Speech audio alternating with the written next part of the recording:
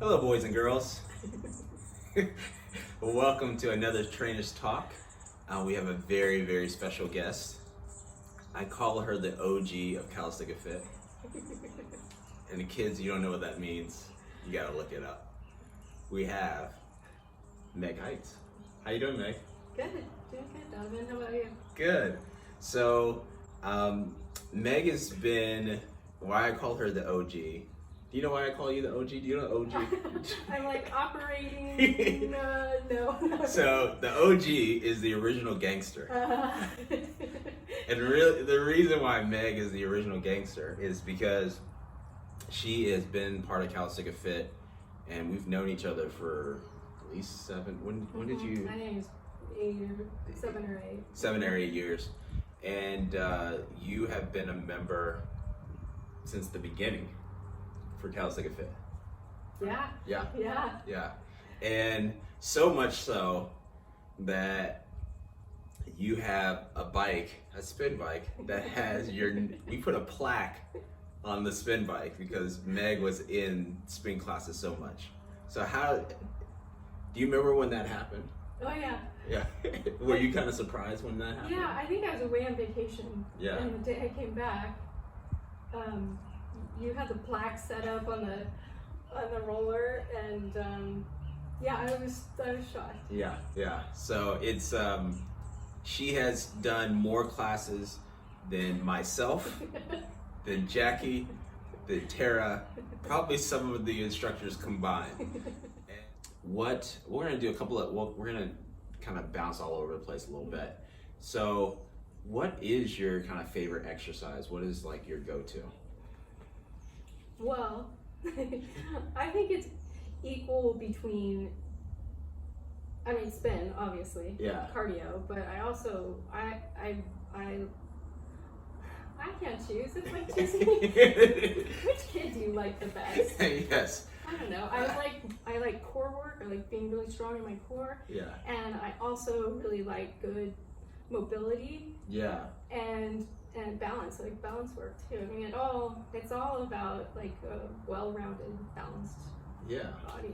Yeah, I think the one thing that's kind of impressive is that how diverse, you're involved with a lot of the classes we do, spinning, the boot camp, bar cardio, boxing, mm-hmm. and I mean, you are actually boxing. I mean, yeah, I love boxing too. Yeah, there is something about the ability to hit somebody. It just happens to be me generally for the case. But what's cool is that you're like an athlete. I mean, like just seeing how you can pick up kettlebells, you can get on a spin bike, really kill it there. You can run, you can sprint, you can do the stuff with the ladders, and then flexibility wise, you're able to do certain yoga and movements that is even more well-rounded. I mean, we'll say it than myself and Tara and Jackie, because we don't have that mobility. We work on it. Mm-hmm. Surprisingly have more mobility than they do, but those angles, did you have what kind of, I'm trying to think of the right question to ask, but I would say in a way, what kind of put you, was that all by accident? Were you just willing to try everything, or was there like, I want to kind of be well-rounded when I do this stuff? What kind of? I started with yoga. Yeah. Like 11 years ago, and after my health issue and coming back, my focus kind of shifted. Yeah. And I just started trying things, and they became important enough, and I liked them, and so I just kept trying different stuff. And also, if I just focus on one thing, I'm gonna get hurt. I'm gonna injure myself, and totally. So I struggle with trying to break out of the box and try something new. But as I've tried to do things, then I kind of they become part of my routine. Yeah. And you kind of mentioned it, is you know, you're talking about as much as you feel comfortable talking about, but you were saying something about, you know, you had a health issue. And the interesting part is that even though we've known each other for a long time, I don't even know too much of those details. I just know that, I don't know if you could elaborate what that was, and, you know, how you went through that process, and what, you know, we have this thing going on with COVID where we're talking about what was normal before. You're going through this, and your new normal is not going to be the same what it was before. So what was those 3 stages like for you during that health issue? You want me to tell you about Yeah, it? yeah. Let's talk about it. Like, I think what's like what was the health issue? Yeah, so I was diagnosed with breast cancer in 2011. Yeah. And I went through about 6 months of chemotherapy. I didn't do any radiation. I had some complications, which prolonged the treatment, and kind of a long recovery with reconstruction, and so, you know, I would come out of a surgery and spend 6 weeks, you know, getting better, and then I'd get back to working out, and then I'd have another surgery, and I'd be out for another 6 weeks. So it was, you know, this ebb and flow, and, you know, just trying to keep my spirits up, and look forward to that time when I could get back to the gym. Yeah. So. And so how long was that process of, like, you find out, you go through treatment, and then you're in, you know, they finally say, you know, you're in remission or you're cancer free? How long was that process? Yeah, so I had a bilateral mastectomy September 21st, and I finished the actual treatment on March 16th, I think, of 2012. Yeah, and then I think shortly after that is probably when I met you, because I think, didn't you join Solage at that point, or did you? Well, you came to pick up the spin bikes. Yes. And at that time, I was like, I was kind of thinking about joining the gym. Yeah. And so yeah, that was the start. Okay, cool. I mean, prior to that, though, I was in the current Calistoga Fit gym. Yes. Taking yoga with Ulrika. Yes. Yeah. So it was kind of cool to come back home, and and you've made some amazing adjustments and renovations to that room, and made it the best you can. Yeah, it was definitely, if maybe at some point, if you go back and look at our, we had an anniversary video that came out not too long ago, about in April, or maybe it was early May, and it shows some pictures of what the old gym looked like before we took it over, and it's definitely a museum of equipment that was in there. And so when we opened Calistoga Fit, what made you decide to give us a try once?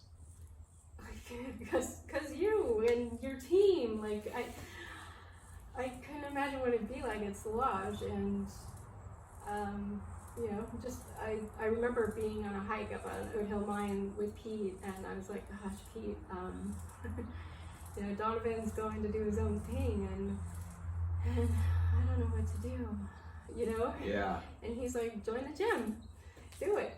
Yeah. So yeah, I mean, it's been pretty cool, like, to, you know, you and Misha and everything were like one of the first couple that were a couple people that to join, and kind of been riding with us ever since.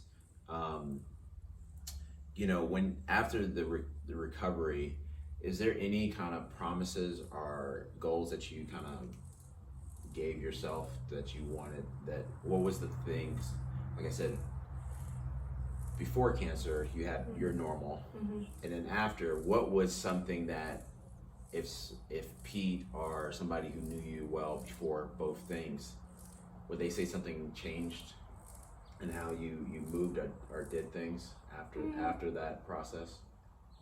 Yeah, I mean, like even through the process, I Yeah. just kind of like steeled myself and like, I'm just gonna get through this, and you know, I just kind of put my head down and like got through it. And so I think that kind of perspective just drove me. Yeah. You know, you can get through anything if you get through that. That's true. And then I think also having to be inactive, not use my body, you know, really made me appreciate those times when I could. And made them far more important to me. Yeah, totally. So let's actually, this is a question I wanted to ask you. I wrote down. Besides when you're punching me, you're probably one of the kindest people I know. And thank you. Yeah, it's pretty amazing. But I wonder, do you ever have a feeling that, does anybody take your kindness for granted? Do you feel like that ever happens to you? Maybe my kids. Yeah, I think I can be mean and my kids still take me for granted. So I don't think that really matters. You know, because the reason I ask is like, God, because you are so nice, and that is there situations where you have to Get mean? Yeah, because I don't know if I've ever seen you. And maybe you have, and there's levels to it. But I don't think I've ever. And I think that's a product of, hopefully we're doing a good job, that you're happier in circumstances. Well, Yeah. I mean another thing about the gym that's so great is I can come in and be pissed off about something. Yeah. And I usually work out harder. Yeah. And you know, whether I'm angry or upset, or you know, it's just it's a way to get out that energy. And so I don't know that, I don't know, I can't think of anybody that like, I mean, aside from certain political figures. Yes, yeah. Well, yeah. That's all right. Cool. So, so let's go into a little bit of lightning round. So I have some questions I want to ask you. I want you to give me something that comes right to the top of your head. It doesn't have to be a quick answer, but whatever hits you in your head, you gotta tell me, and we'll just work with that. So, favorite workout song? Sandstorm. Sandstorm. Oh, who does? I think it's Darubi. Okay. Yeah. Okay. Favorite artist to work out to?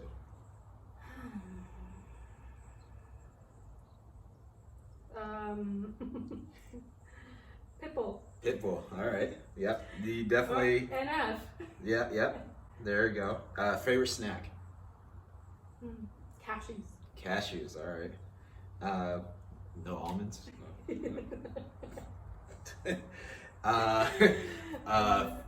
Fondest memory of Calistoga Fit?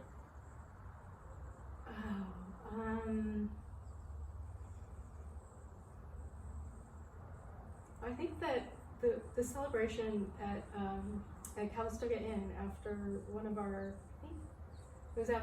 challenges. Yeah. No, so at the end of our, I think it was our summer challenge, we'll do a kind of celebration for all the challengers, where it was Tara versus me, or it was man versus woman, or it's trainers versus trainers. And that challenge is usually pretty strong. We compete hard, and you're one of the Steph Currys out there getting all the points. July is a rough month. In July we go hard. It's right before harvest, so we go hard on that. You kind of spoke on this, but who inspires you?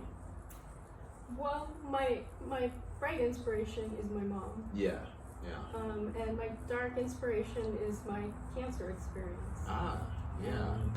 So I kind of spoke to that earlier. Like, you know, when you can't do something, you know, it makes it more important to you when you can. Yeah. I like that. I kind of like that. Your light inspiration and your dark inspiration. I've never thought of it that way. That's kind of cool. Your biggest vice? Probably wine. Yeah. We're in the right place for it, ladies and gentlemen. Yeah. Favorite holiday? Well, it used to be Halloween, but harvest kind of screws that up. Yeah. I like Thanksgiving. Yeah. Because, it's food and people and no gifts, and yeah, you just are enjoying the people you're with. Yeah. And then I think one more thing I want to kind of bring up, and then I'm going to let you ask some questions, is Jackie likes a story of how the one time you had to teach. I wasn't on time, and I'll explain why. But you had to teach the first half of the class. Do you remember that? I think it's gotten embellished. Yeah, I think so. But we're telling. But what because you have, and this is legitimate. You have taken, you take. I actually did a look at this. You take over 150 spin classes with us a year. So. Wow. That's impressive. So exactly, which is very impressive. So you can imagine since 2016 we had spin going. Mm-hmm. So you have taken easily 600 classes.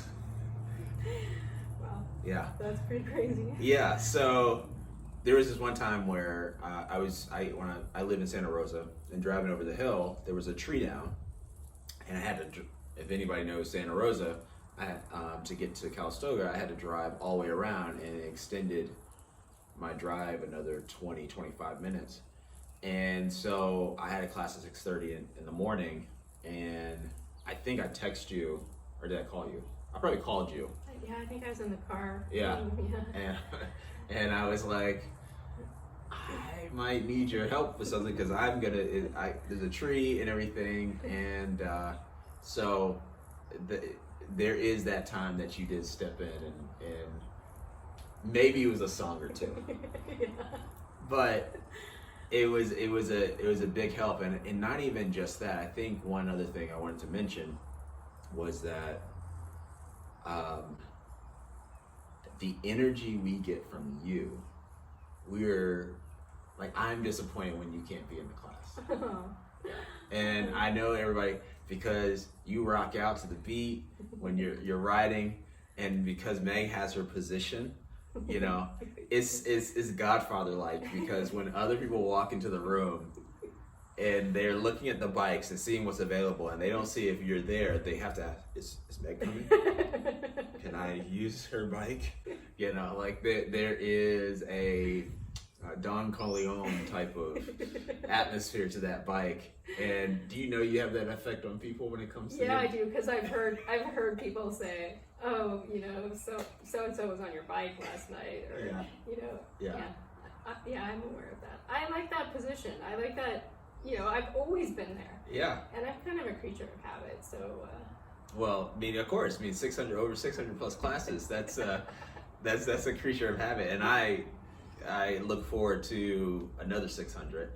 Me too. And we'll probably be doing the more outdoors or digitally also. Yeah. But does that mean we have to get?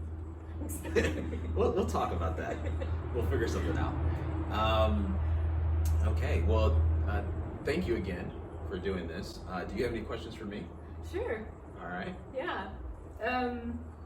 Well, so I was watching the trainer talks. Yes. And there, Billy Cox. Yeah. You introduced him, and it kind of felt like a reveal, like he might be in our future. I'm working on it. And how did you meet him? So Billy, who's on one of the other trainers talks, he lives in the UK, and we were looking for another trainer, and we always look for great instructors and people who can work with us. We really value who's on our team, and the education but the thing I care about most first is the personality, the work ethic, and because I believe luckily with our team and myself, I'm a pretty good, I feel like I can teach people the skills if they don't have it. But luckily Billy is one that he does have skills, and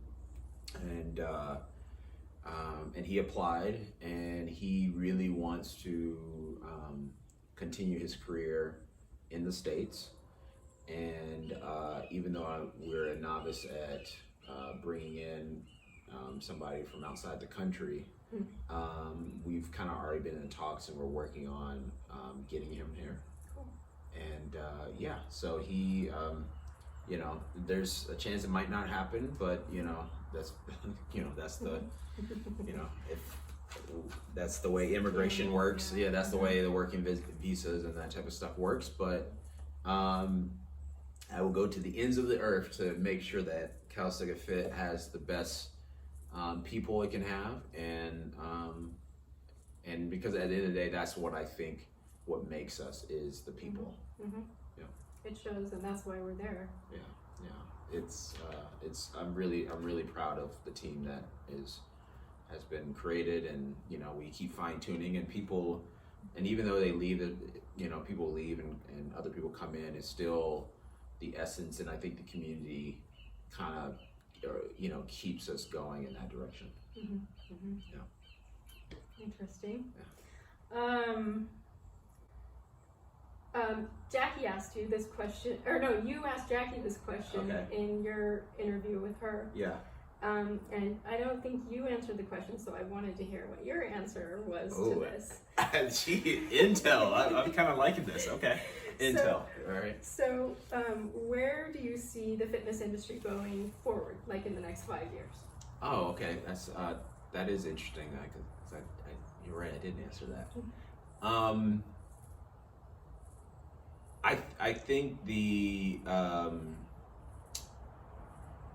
I think where the fitness industry is going is a more combo similar to the music industry. Mm-hmm. I think things are going to get more digital with offerings, programs, classes, things that you on demand when you want to do it, you can do it. Mm-hmm. But I think, there was this weird space with music about 20 years ago when streaming and Napster and all that starts to happen, and the music industry didn't know how to really react to that. Mm-hmm. But one thing that kind of came out of that is a resurgence of live, so like older bands coming out and who had great catalogs and performing their music and coming to festivals.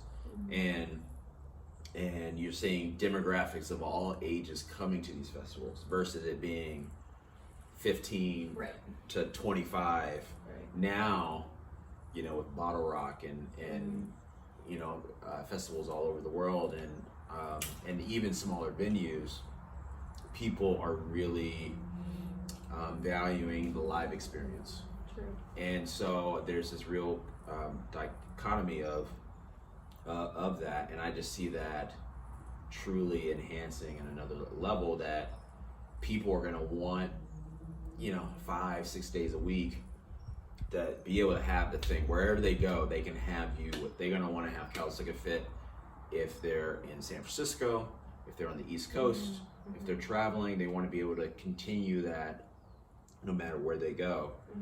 But to fill their cup in another way, they want to be able to be in Parnham Park on Saturday, or be at the gym on a certain day and doing the group together with everybody in the room or everybody outdoors. Right. So I think that's the biggest thing. And then the second thing that is more of a tech thing, I think individualized medicine and nutritional. I think the nutritional side of things is behind where exercise is, and I think that's going to start to make certain jumps with AI technology over the next couple of years. Interesting. Yeah. We're looking for that. Yeah. So hopefully we can be a part of those type of trends, and just we try to be right just ahead of those trends a little bit, as much as we can. You guys are pretty nimble like that. Yeah, we are definitely ballet. We can't do ballet, but we move like ballet dancers when it comes to pivoting, because we have plans and we have ideas of things we want to do with the community and with our business, but we've learned that it's not always guaranteed of your plans are going to come the way you want, and it's like, can you just maneuver it a little left and be diverse enough to make it happen. Well, we're really lucky to have you in our town. Yeah, thank you. Any other questions? What's your favorite thing to cook? Ooh. Favorite thing to cook.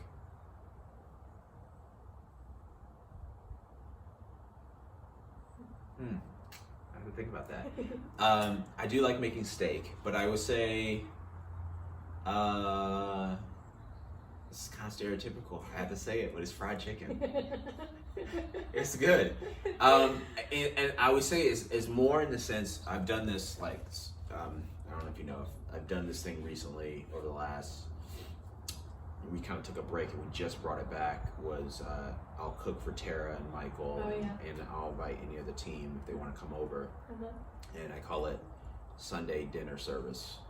And it's my opportunity to kind of serve the team that's been working so hard during the week, for our members and for me sometimes, and for their clients. And there is I do the brine. I do, I go to the store, you pick the lemons, you get the thyme, you get the, and that process, it takes time to do, and I think is a way of showing that support is the time it takes to make it, and there's something about that I got from my grandmother. We call her Big Mama in the South. So it's seeing that, like, I'll kind of come back to Big Mama for a second, is that I grew up in Atlanta until I was in 6th grade, and then we moved to DC, and then when I was going to graduate school, I came back to Atlanta. One of the main reasons was because of my grandmother, and she would always make, when I was younger, every Sunday we would come over her house, and some people would bring some food, but she would cook some things, and I would love that. And so it was one of the reasons why I came back, so I could come over on Sundays. And even the tradition wasn't continuing the way it used to, but she would always make me something, and I think I was one of her favorites because I would come over and her food was great. And so that tradition is something I kind of want to continue as our team grows, to be able to do that on a fairly regular basis. I don't want to be a burden for my team to feel like they have to come over, but I want it to be an opportunity where they can come and relax. We can chat about things that is not super intense work related, and just hopefully have a good meal. I like that. Yeah. That's really cool, the way that you want to support them.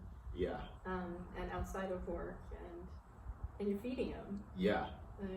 Yeah. No, I think it's kind of just, I've kind of really grounded myself in especially over the last 3 years, I've kind of I'm here for service, and I want to kind of really dig in on that, because there's certain things that I kind of see where things can go here, and how generationally certain things that we could do, Calistoga Fit, and our company could do to help inspire, ingratiate the community with health and wellness, and really changes generations across demographics, age, race.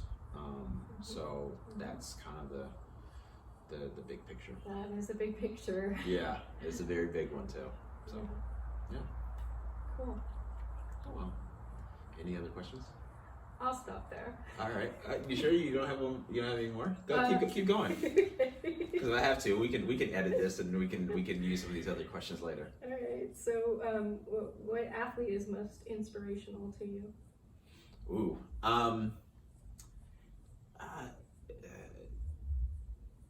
I mean, there's definitely several athletes. I will say that I'll give a couple. The current modern athlete is LeBron. Mm-hmm. And the reason is not necessarily, you know, I know that Jordan Doc just came out, and a lot of people are, you know, they have their comparisons and stuff. Mm-hmm.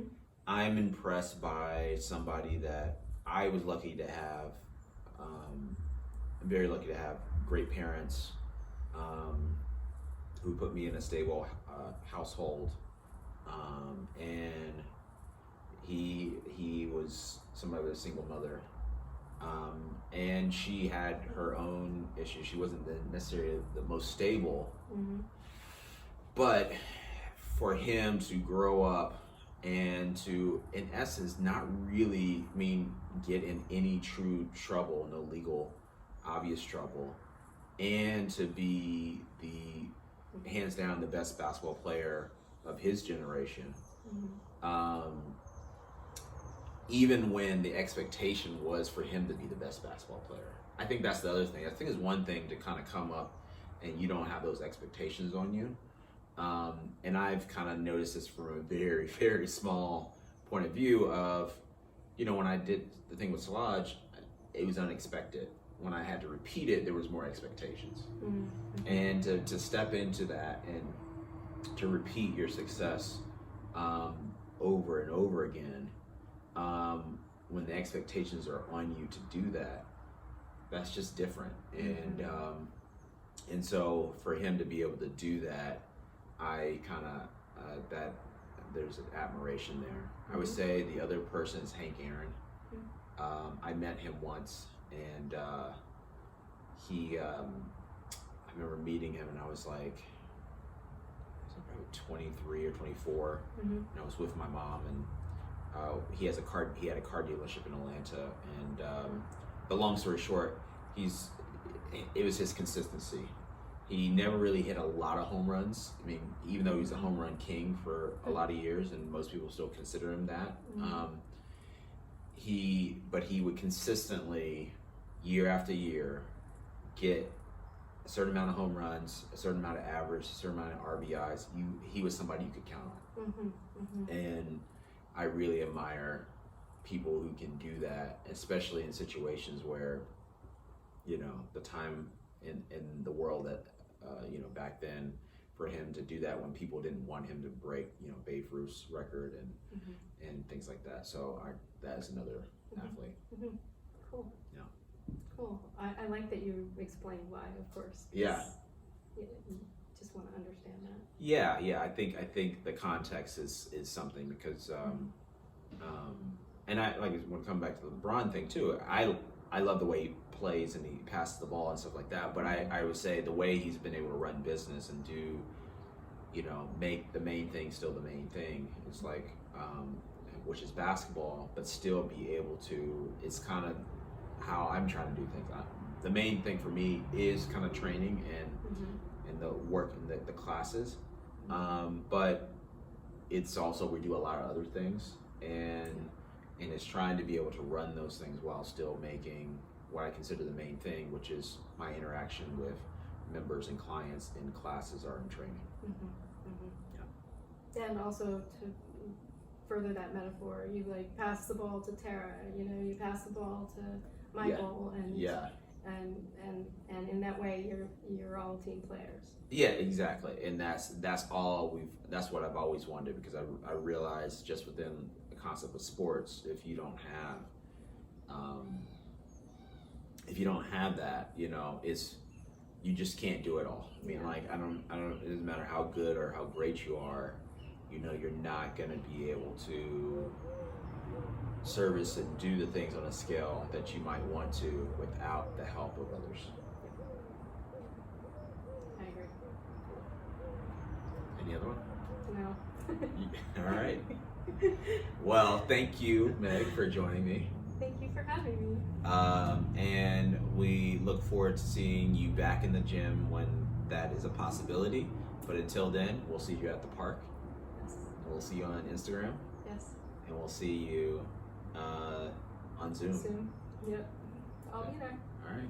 Thank you again. Thank you.